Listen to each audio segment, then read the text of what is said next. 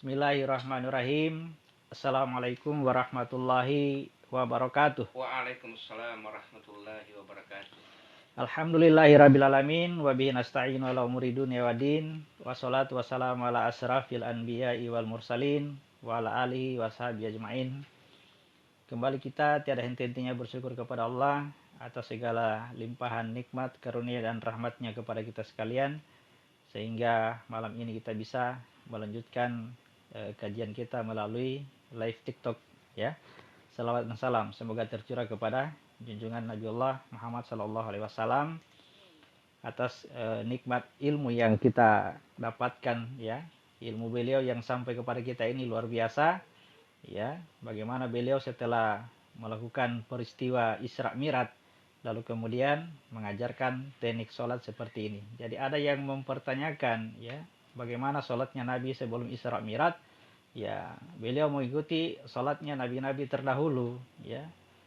Jadi termasuk dia pergi ke Gua Hira untuk berdiam diri itu adalah bagian dari mendirikan sholatnya ya. Cara dia mendirikan sholat ya. Nanti setelah beliau mengalami peristiwa Isra Mi'raj, maka diajarkanlah cara yang paling tepat ya untuk mencapai Isra Mi'raj itu adalah dengan cara seperti yang kita lakukan selama ini. Ya, tinggal ditambah pengetahuannya. Artinya ya, Nabi itu melakukannya kemudian dilihat oleh orang-orang ya, lalu Nabi katakan, "Shallu kama ra'aitumuni usolli." Salatlah sebagaimana engkau melihat aku salat. Ya, maka apa yang dilihat oleh sahabat-sahabat pada waktu itu diceritakan ke teman-teman yang lain sehingga cerita itu sampailah kepada kita. Dan apa yang kita praktekkan itu ya kita yakini bahwa itulah yang dikerjakan oleh Nabi secara lahiriah, secara apa yang terlihat. Namun kemudian ternyata pesan Nabi itu bukan hanya dilihat ya, tetapi diperhatikan. Nah, disitulah pentingnya penggunaan akal atau kesadaran. Perhatikan apa yang dilakukan Nabi ya. Jadi biarkan di dalam diri kita itu muncul pertanyaan, biarkan dia muncul pertanyaan karena ya kata ulama Imam Al-Ghazali mengatakan bahwa ketika seseorang itu memiliki pertanyaan, maka dia sudah memiliki 50% dari pengetahuan yang ada ya tentang pertanyaannya itu. Ya, jadi betapa sulitnya orang menjejaki pengetahuan karena tidak munculnya pertanyaan di dalam diri. Ya. Tetapi yang terbaik sebenarnya adalah ketika pertanyaan itu muncul, ingat ya, periksa dari mana munculnya pertanyaan, karena sebentar dia juga yang akan menjawabnya. Ya, catat itu baik-baik ya. Dari mana munculnya pertanyaan di dalam diri kita, perhatikan baik-baik ya. Karena kalau kita tinju terus, kita perhatikan terus, pada akhirnya dia sendiri yang akan menjawabnya. Gitu ya kawan-kawan. Baik.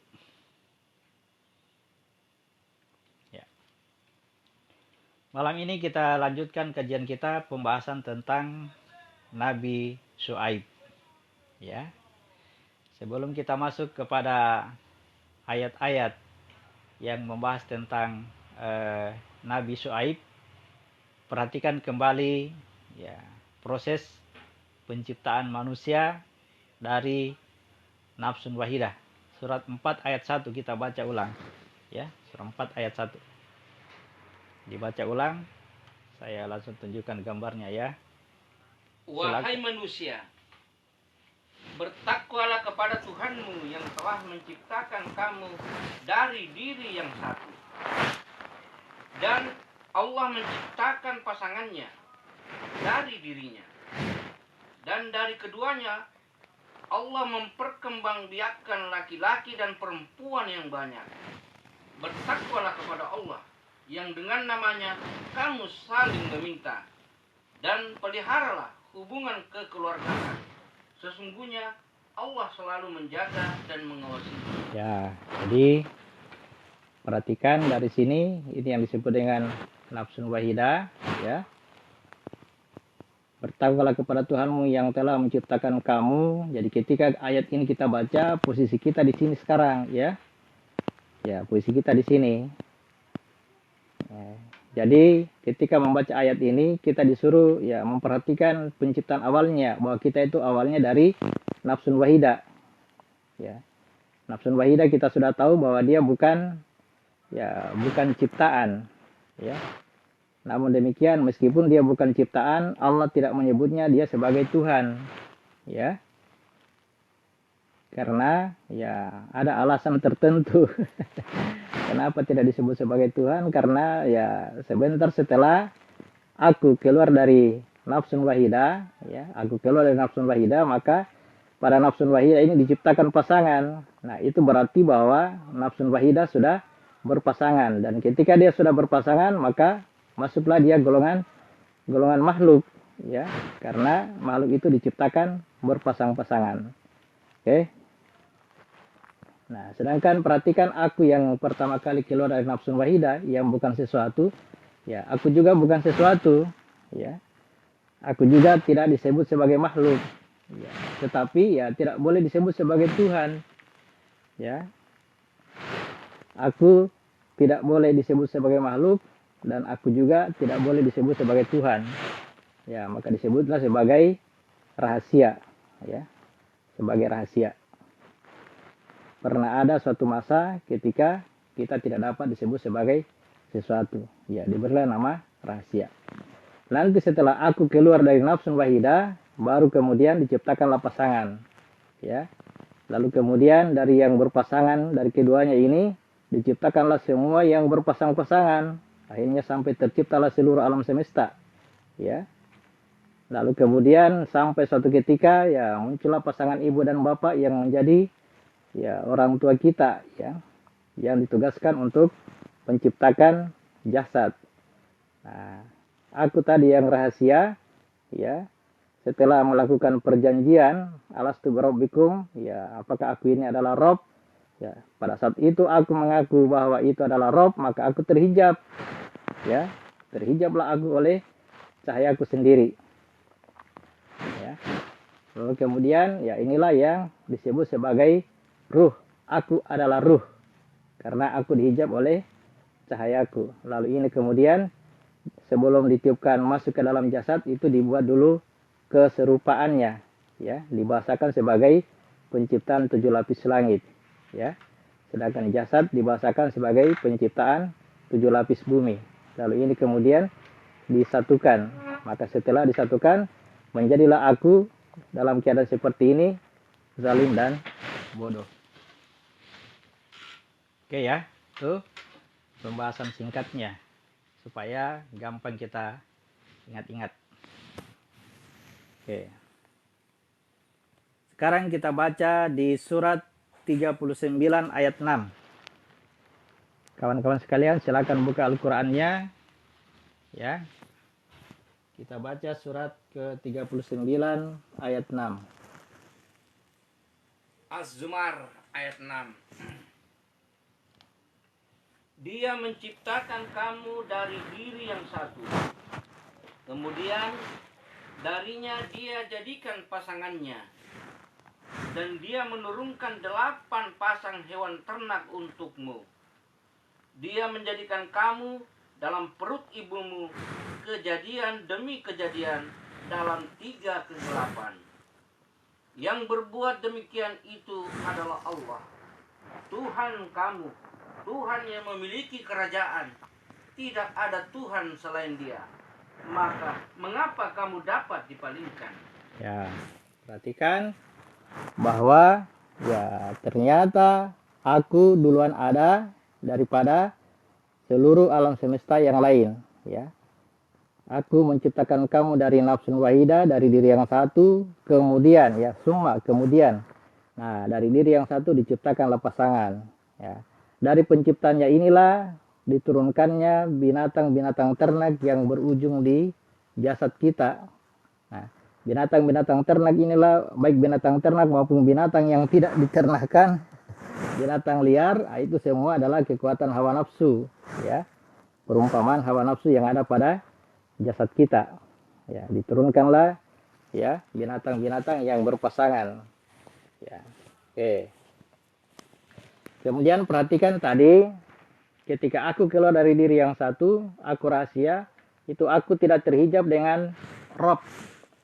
Aku tidak terhijab dengan Rob. Nanti setelah terjadi pengakuan bahwa dia adalah Robku, maka aku terhijab. Ya, hijab pertama itu adalah cahaya. Ya, meskipun dihijab oleh cahaya, ya kesannya terang benderang, namun demikian aku ini tidak dapat lagi mengatakan sahidna. Sudah terhalang oleh cahayaku sendiri. Nah, itulah disebut dengan kegelapan yang pertama. Ya, kegelapan yang pertama adalah ketika aku dihijab oleh cahayaku sendiri.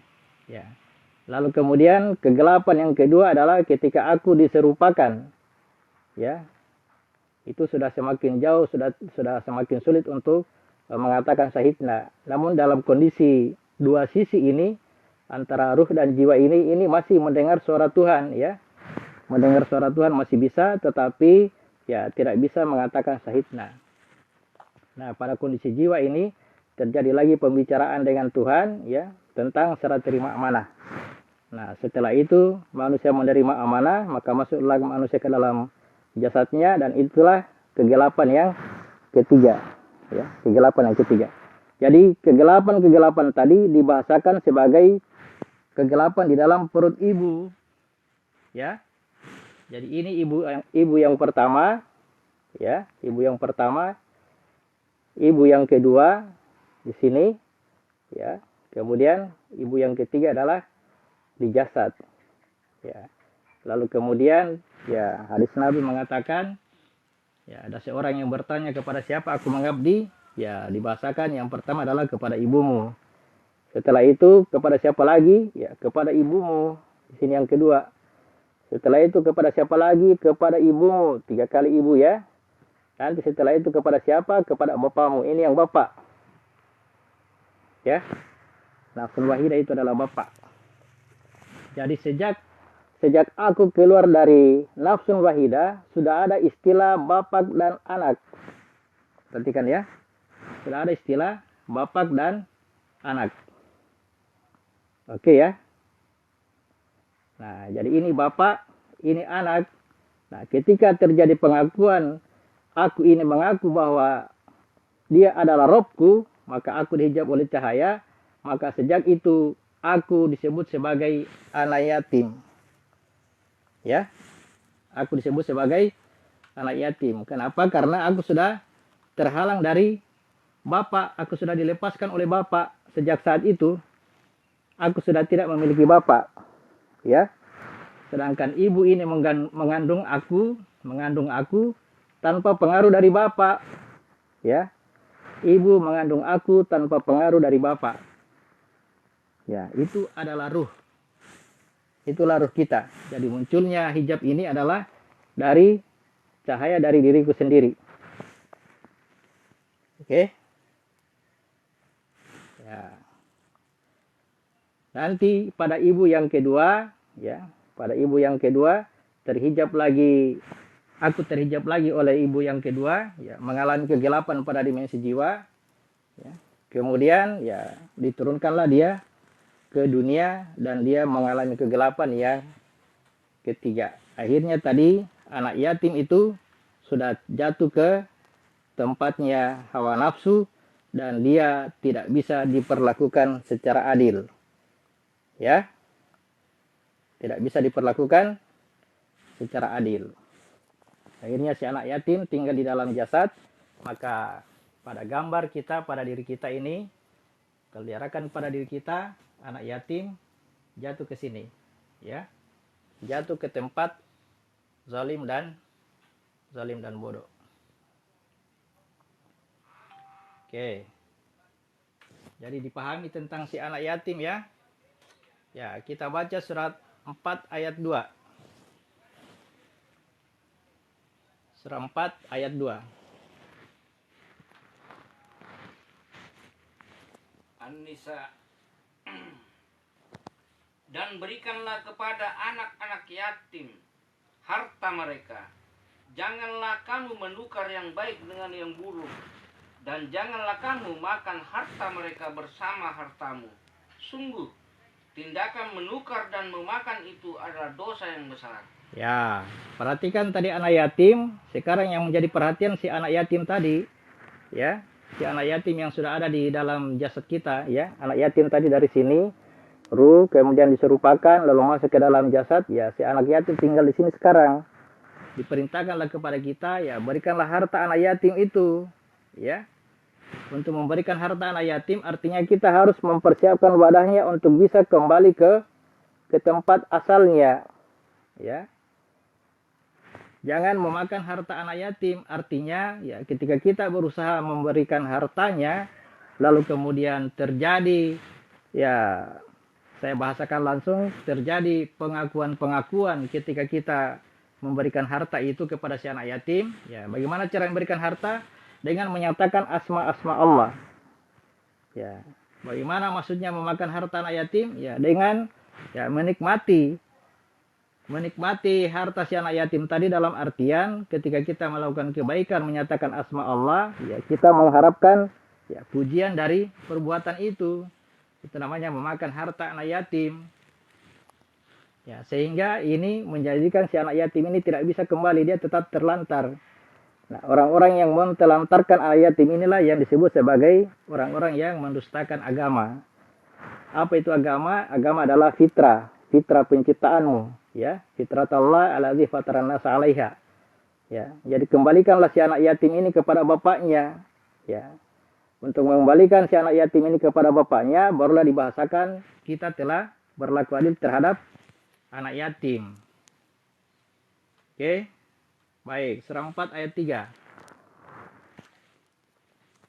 Dan jika kamu khawatir tidak akan mampu berlaku adil terhadap hak-hak perempuan yatim, bila mana kamu menikahinya, maka nikahilah perempuan lain yang kamu senangi, 2, 3, atau 4.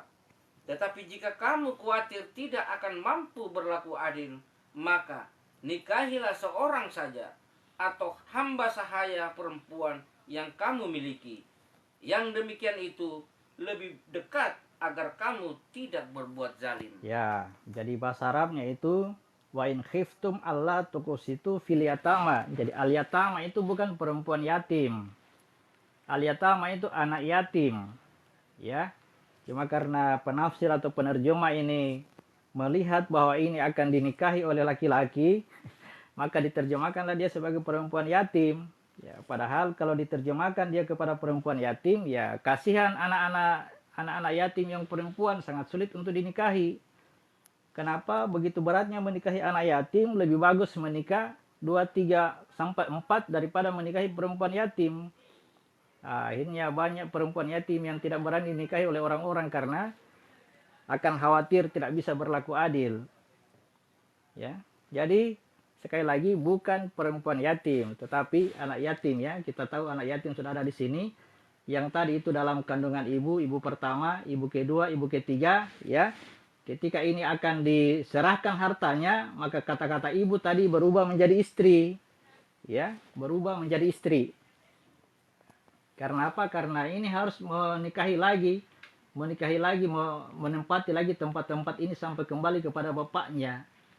Ya, jadi menikahi itu artinya menempati wilayah ini, menyatu kembali dengan jiwa, menyatu kembali dengan ruh, dan menyatu kembali dengan rahasia.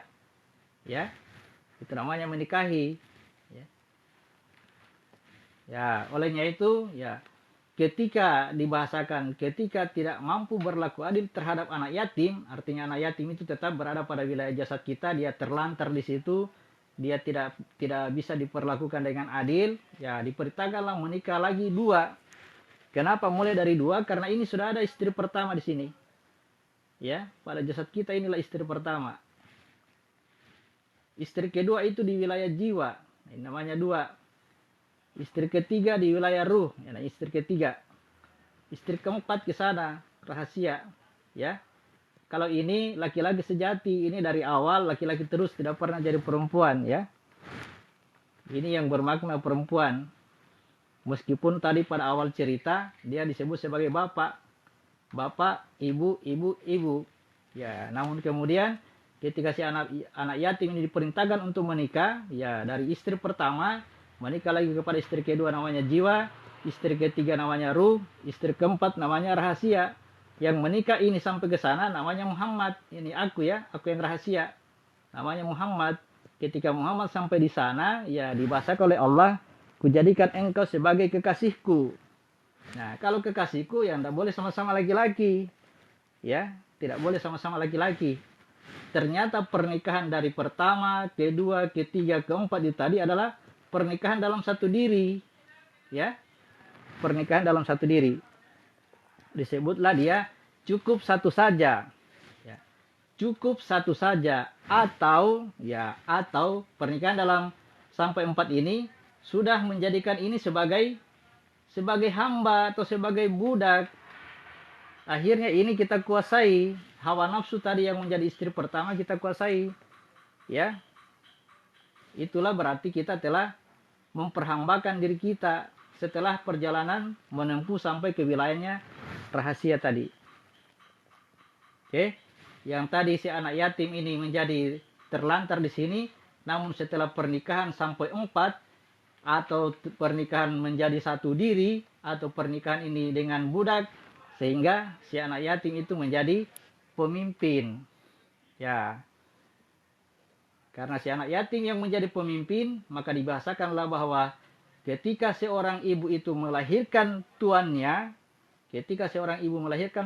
maka itu adalah salah satu tanda kiamat. Kiamat itu artinya keluarnya dari wilayah jasad. Ya. Jadi untuk bisa keluar dari wilayah jasad masuk ke jiwa, ya ibu ini harus melahirkan tuannya. Bisa dipahami begitu ya? Oke. Baik.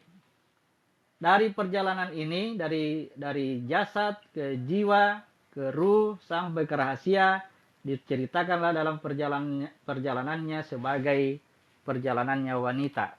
Ya, disebutlah dengan surat An-Nisa, wanita. Ya, wanita di dalam Al-Quran dikiaskan juga sebagai ceritanya Nabi Syuaib. Ya, itu pengantarnya ya. Jadi pengantar memasuki cerita Nabi Syuaib lumayan panjang. Oke kawan-kawan, kita masuk cerita Nabi Syuaib.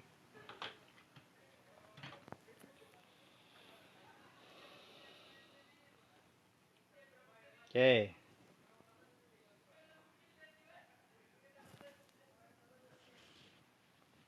Mulai dari surat ke-11. Surat 11 ayat 84.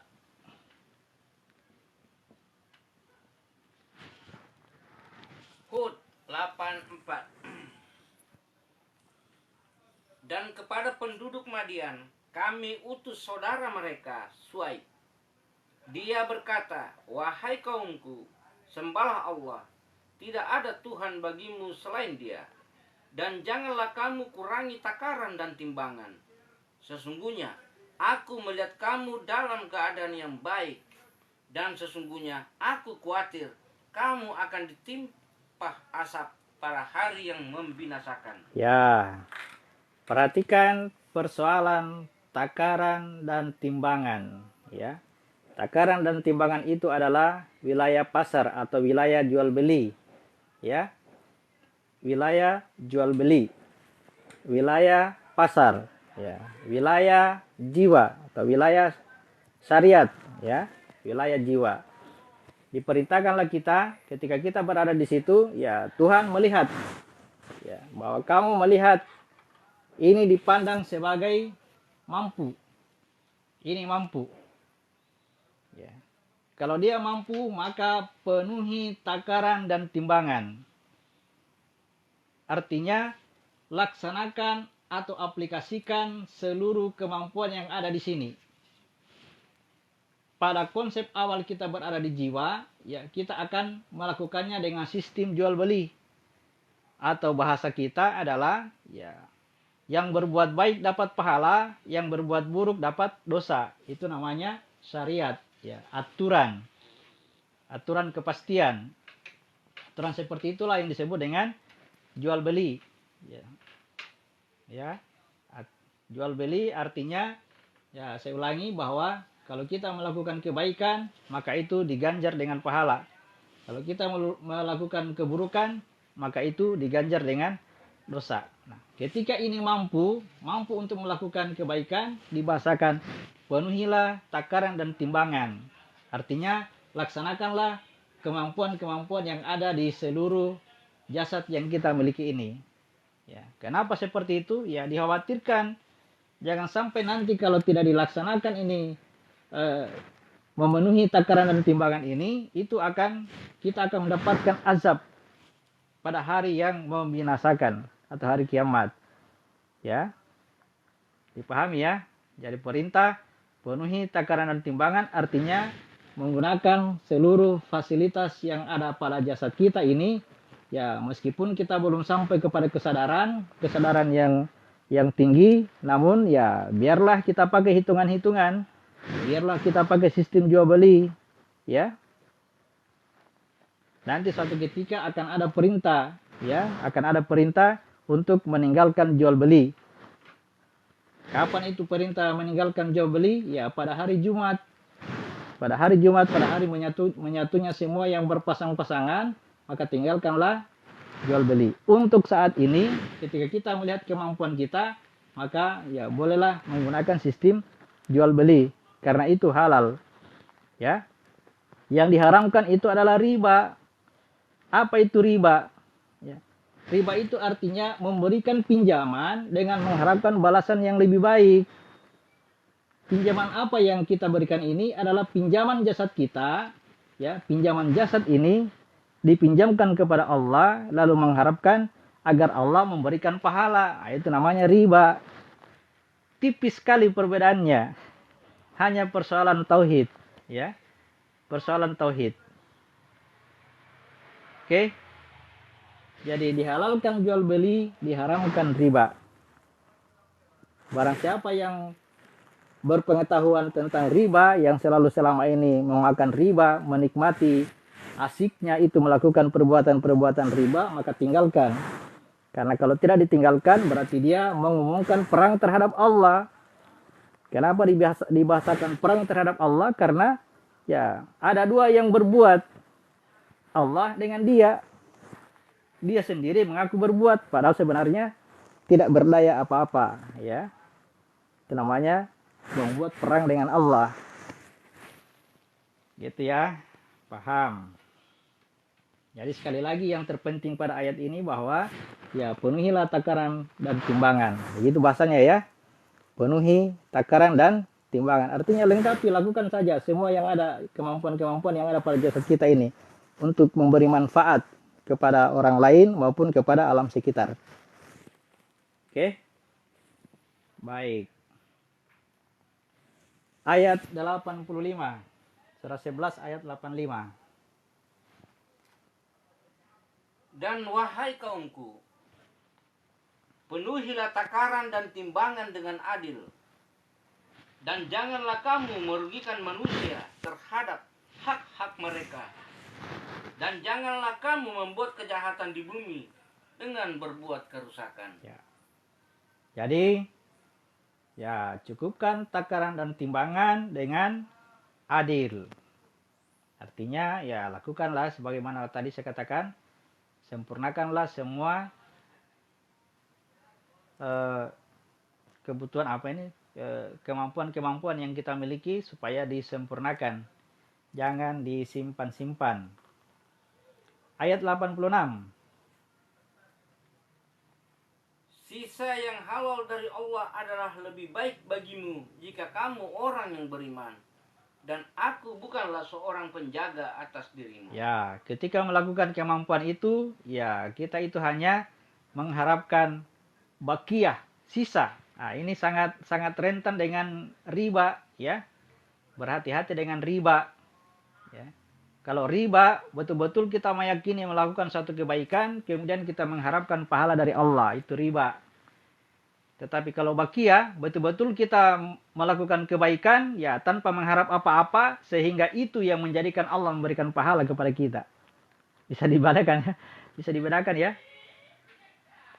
Saya ulangi, ya kalau riba kita meyakini meyakini bahwa selalu kita melakukan kebaikan lalu kemudian ya mengharapkan pahala atau balasan dari Tuhan.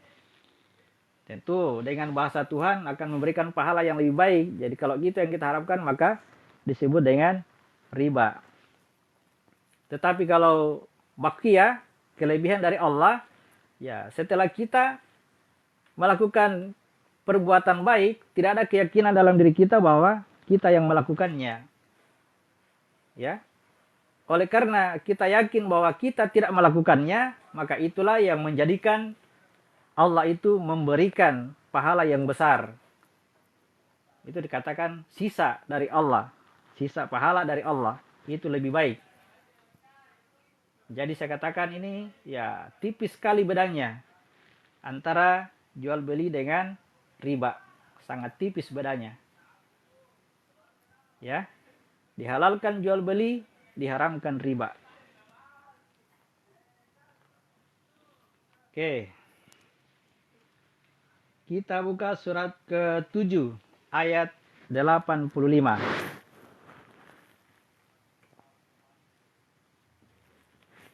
Al-Araf 85. Dan kepada penduduk Madian kami utus Shuaib, saudara mereka sendiri. Dia berkata, wahai kaumku, sembahlah Allah. Tidak ada Tuhan sembahan bagimu selain Dia. Sesungguhnya Dia telah datang kepadamu bukti yang nyata dari Tuhanmu. Sempurnakanlah takaran dan timbangan, dan jangan kamu merugikan orang sedikit pun. Janganlah kamu berbuat kerusakan di bumi setelah diciptakan dengan baik. Itulah yang lebih baik bagimu jika kamu orang beriman. Ya, perhatikan di situ. Setelah kita menyempurnakan takaran dan timbangan, ya, selalu dimulai dengan tauhid, ya. Tidak ada Tuhan bagimu selainnya. Selalu begitu, ya. Karena kalau kita tidak mulai dengan tauhid, maka memenuhi takaran dan timbangan atau mengaplikasikan kemampuan pada diri kita itu sama sekali tidak memberi manfaat. Jika tidak dimulai dengan tauhid, ya.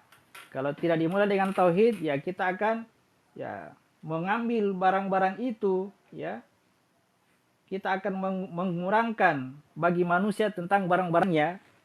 Artinya ya barang-barang manusia siapa di sini yang dimaksud ini ya kembali ke cerita tadi anak yatim. Oke, saya lanjut. Ya, jadi si anak yatim mau dipenuhi hartanya, ya, mau diberikan hartanya. Tetapi kalau kita memenuhi takaran dan timbangan lalu kemudian tidak bertauhid, tidak dengan dasar tauhid, maka harta anak yatim tadi tidak bisa didapatkan, ya. Kemudian ya pesannya lagi bahwa janganlah kamu membuat kerusakan di muka bumi setelah Allah memperbaikinya.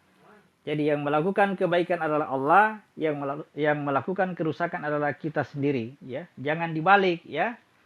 Jangan merasa bahwa kita telah melakukan kebaikan. Oke, namun demikian itu hanya bisa ketika kita betul-betul telah mendapatkan iman, telah menjadi orang yang beriman. Oke. Ayat 86. Surat 7 ayat 86. Dan janganlah kamu duduk di setiap jalan dengan menakut-nakuti dan menghalang-halangi orang-orang yang beriman dari jalan Allah dan ingin membelokkannya. Ingatlah, ketika kamu dahulunya sedikit, lalu Allah memperbanyak jumlah kamu, dan perhatikanlah bagaimana kesudahan orang-orang yang berbuat kerusakan. Ya, jangan duduk di tiap-tiap jalan sehingga menghalangi manusia dari fisabilillah, dari jalan Allah. Ingat, dulu jumlahmu sedikit, lalu Allah memperbanyak kamu. Memperbanyak jumlahmu. Perhatikan lagi tadi, di manakah jalan Allah? Ya, di mana jalan Allah? Ternyata jalan Allah itu adalah jalan ketika ya dulu kamu jumlahmu sedikit, ya. Dulu jumlahmu sedikit, ya jumlah sedikit di sini ya. Kalau di sini habis. Ya, di sini satu. Ya. Dari satu menjadi dua, dari dua menjadi 12 suku bangsa, dari 12 suku bangsa menjadi banyak. Nah, inilah jalan yang menjadikan kamu dari sedikit menjadi banyak. Ini yang disebut dengan jalan Allah. Alif, lam, lam, ha. Ini jalan Allah. Oke? Jalan yang menjadikan ya kamu dari jumlahmu sedikit ya sekarang bertambah banyak. Sekarang banyak. Jadi kata banyak itu ada di sini ya. Di sini banyak, di sini ada 12 suku bangsa Nabi Musa. Ya, di sini hanya ada dua. Yang dua ini tetangga katakan 100% Tuhan, 100% manusia. Itu bahasa mungkin lebih bagus kita perbaiki ya. Di sini ada terang, ada gelap ya, perumpamaannya bulan ya. Dulu kelihatannya satu, nanti datang Muhammad membelah bulan menjadi dua. Tidak bisa lagi jadikan Tuhan. Ini adalah dua ya. Lalu kemudian yang asli yang satu itu adalah ini rahasia. Ya. Ingat, jalan yang menjadikan kamu dari tadinya satu menjadi banyak itulah jalan Allah, ya. Kalau ini namanya jalan tagut. Jalan tagut, ya. Oke. Jalannya setan yang mengeluarkan manusia dari terang kepada gelap. Kalau jalan Allah mengeluarkan manusia dari gelap kepada terang. Ini ya. Ini ya. Dari gelap kepada terang. Inilah yang disebut dengan jalan Allah. Jalan Allah ini dibagi dua, ya. Jalan Allah kalau pada gambar kita, ya. Perhatikan pada gambar kita, ini yang disebut dengan jalan Allah, ya. Ini disebut jalan Allah. Jalan Allah inilah jalan yang digambarkan oleh Nabi sebagai jalan yang lurus. Lalu kemudian dia membuat garis-garis pada jalan ini, dikatakan inilah jalan yang bengkok, ya. Ketika jalan ini bengkok memang dari sini, maka kita sudah kafir. Ketika bergerak di jalan yang lurus tiba di sini bengkok, maka ini Yahudi. Ketika menempuh jalan yang lurus tiba di sini di wilayah Ru baru bengkok, itu Nasrani. Kalau Ibrahim jalannya lurus, Hanif, maka dia adalah Muslim. Oke. Baik, kita lihat jalan Allah terbagi dua. Ini terbagi dua. Surah 14 ayat 1.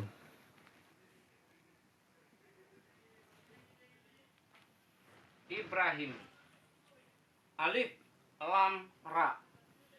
Ini adalah kitab yang kami turunkan kepadamu Muhammad, agar engkau mengeluarkan manusia dari kegelapan kepada cahaya terang benderang dengan izin Tuhan mereka, yaitu menuju jalan Tuhan yang maha perkasa lagi maha terpuji. Ya, di papan tulis tadi tidak tergambar, gitu ya. Gitu pas gambarnya ya, surah 14 ayat 1. Ya, nanti kita baca ulang surah 14 ayat 1. Kita baca dulu skemanya, surat 42 ayat 52. Ini skemanya ya, 42 ayat 52. 42 52. Asyura 52. Dan demikianlah kami wahyukan kepadamu Muhammad roh dengan perintah kami. Sebelumnya engkau tidaklah mengetahui apa kitab Al-Quran dan apakah iman itu. Tetapi kami jadikan Al-Quran itu cahaya. Dengan itu kami memberi petunjuk siapa yang kami kehendaki di antara hamba-hamba kami. Dan sungguh engkau benar-benar membimbing manusia kepada jalan yang lurus. Ya, demikianlah kami wahyukan kepadamu ruh. Ruh. Ya. Yang diwahyukan adalah ruh. Sebelumnya kamu tidak tahu apa itu iman, apa itu kitab, ya. Saya tulis ini gelap, tidak tahu apa itu iman, apa itu kitab. Namun kemudian ya aku jadikan ruh ini dijadikan sebagai nur. Nanti nur inilah yang masuk ke dalam kegelapan diri kita. Ya. Oke. Itu skemanya. Dari ruh dirubah menjadi nur, lalu nur masuk ke dalam jasad kita melalui kolbu. Oke, kita baca ulang surah 14 ayat 1.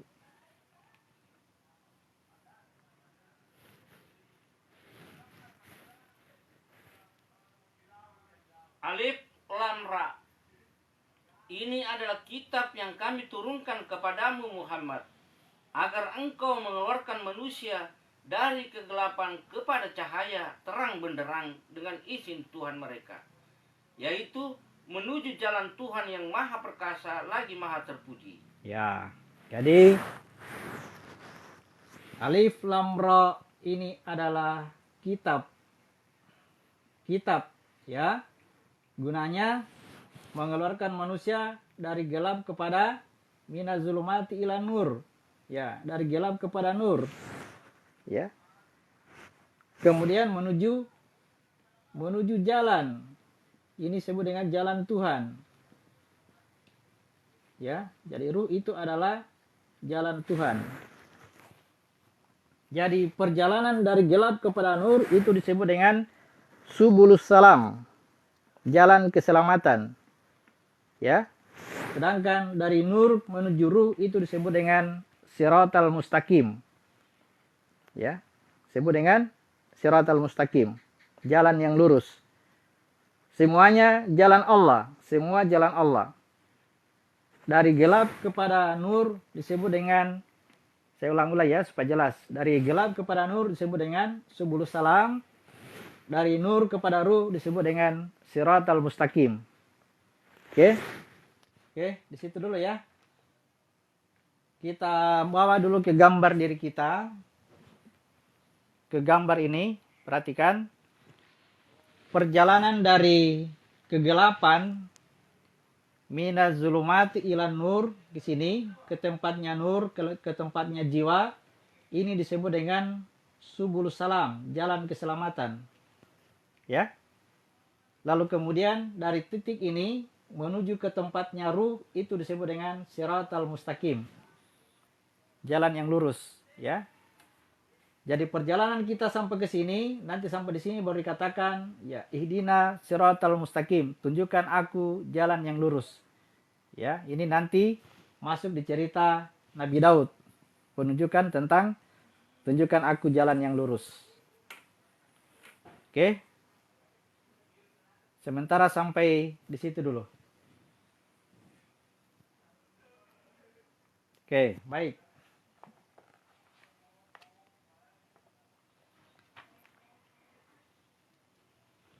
Kembali ke skema tadi, ya. Jalan yang lurus yang ditunjukkan oleh Allah adalah dari jumlah yang sedikit, lalu kemudian menjadi dari sini 1, lalu menjadi 2, menjadi 12, menjadi banyak. Ya. Sekarang pada saat proses penciptaan itu terjadi, ditunjukkan itulah jalan yang lurus. Nah, lalu kemudian kita disuruh untuk menempuh jalan kembali tadi, karena itulah jalan yang lurus, maka kita akan berangkat dari kegelapan, ya. Dari kegelapan, dari zulumat ilan nur ke sini. Ya. Dari jasad kepada jiwa itu disebut dengan subulus salam, jalan keselamatan, ya. Lalu kemudian dari jiwa menuju ruh dikatakan siratal mustaqim, ya. Jadi ruh inilah yang mengantar kembali kepada Bapa. Jadi ruh adalah jalan itu sendiri. Jalan Tuhan. Oke, kawan-kawan. Nah, bagaimana caranya ini tadi? Sudah ditunjukkan di surah 4 ayat 3 bahwa ketika si anak yatim ini ditelantarkan, kita tidak mampu berlaku adil kepadanya, maka diperintahkanlah kita untuk menikah lagi. Menikah lagi 2, 3 atau 4. Berarti melakukan pernikahan itu artinya kita memasuki jalan yang lurus, ya. Jadi pernikahan itu adalah jalan yang lurus. Sehingga Nabi katakan, ya, seorang yang tidak menikah maka dia bukanlah dari golonganku. Jadi ini yang disebut dengan sunnah Nabi. nikah itu adalah sunnahku. Barang siapa yang tidak menikah, maka bukanlah dia dari golonganku. Apa maksudnya tidak menikah? Ya, bukan, apa kalau bahasannya, bukan jomblo. Bukan jomblo.